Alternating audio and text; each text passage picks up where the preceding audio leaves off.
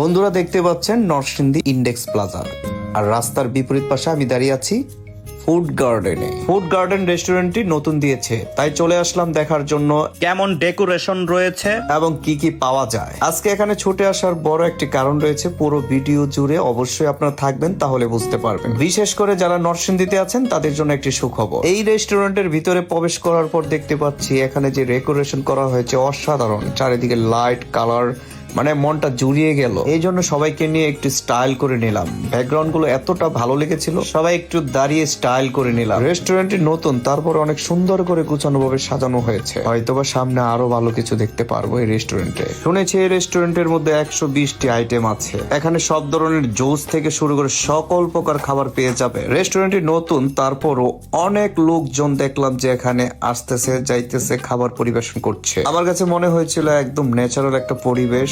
আর সেই সাথে এই যে বাড়িটি আমার কাছে এত ভালো লেগেছে, কারণ আমি আর মহিমা ভিডিও তৈরি করি, জটপট করে একটা ভিডিও বানিয়ে ফেললাম এখানে। আমার কাছে খুবই চমৎকার এবং খুব সুন্দর লেগেছে। মনে মনে ভাবছিলাম এখানে এসে ভিডিও বানাতে হবে, কারণ ব্যাকগ্রাউন্ড গুলো এত চমৎকার লেগেছে। মাঝে মাঝে মহিমাকে নিয়ে দুই একটা ভিডিও বানিয়ে ফেললাম। ভিডিওর শুরুতে বলেছিলাম চমক আছে, এটাই সেই চমক। যারা কক্সবাজার গিয়েছেন অবশ্যই এই খাবারগুলো আপনারা চিনতে পেরেছেন। এখন থেকে কক্সবাজার না গিয়েই ফুড গার্ডেনে গিয়ে এই খাবারগুলো খেতে পারবে। এখানে তারা যত্ন সহকারে খুব ভালোভাবে খাবারগুলো তৈরি করে দেয়। কিছু লোক বলবে ভাই আপনি এত প্রশংসা করছেন কেন? হ্যাঁ, আমি বলবো তারা আমাদেরকে দাওয়াত করেছে। ভেবেছিলাম নতুন কেমন খাবার হবে, কেমন কি জায়গা, আসলে যাওয়ার পর সবকিছু বুঝতে পেরেছি।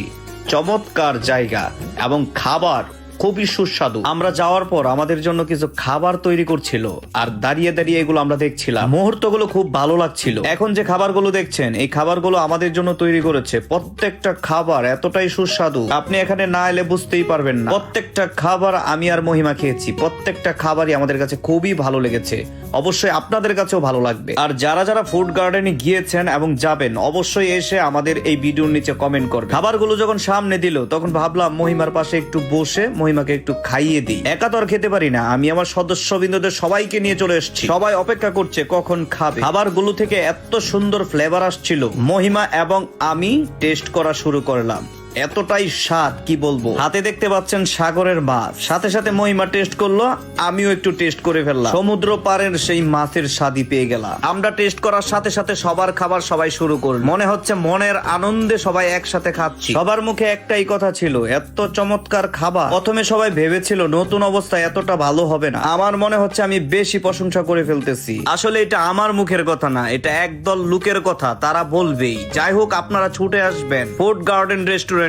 আমি 100% শিওর আপনারা যখন খাবারগুলো খাবেন তখন নিজেরাই বলবেন ইলিয়াস ভাই এবং মহিমা ঠিক বলেছে। আমি আর মহিমা নরসিংদীর সব রেস্টুরেন্টেই খেয়েছি কমবে। মোটামুটি খাবারের স্বাদ আমাদের ধারণা করা আছে। আমাদের কাছে ভালো লেগেছে, আপনাদের কাছে কেমন লেগেছে অবশ্যই অবশ্যই জানাবেন। অবশ্যই চলে আসবেন নরসিংদী ইন্ডেক্স প্লাজার বিপরীত পাশে ফুড গার্ডেন রেস্টুরেন্টে।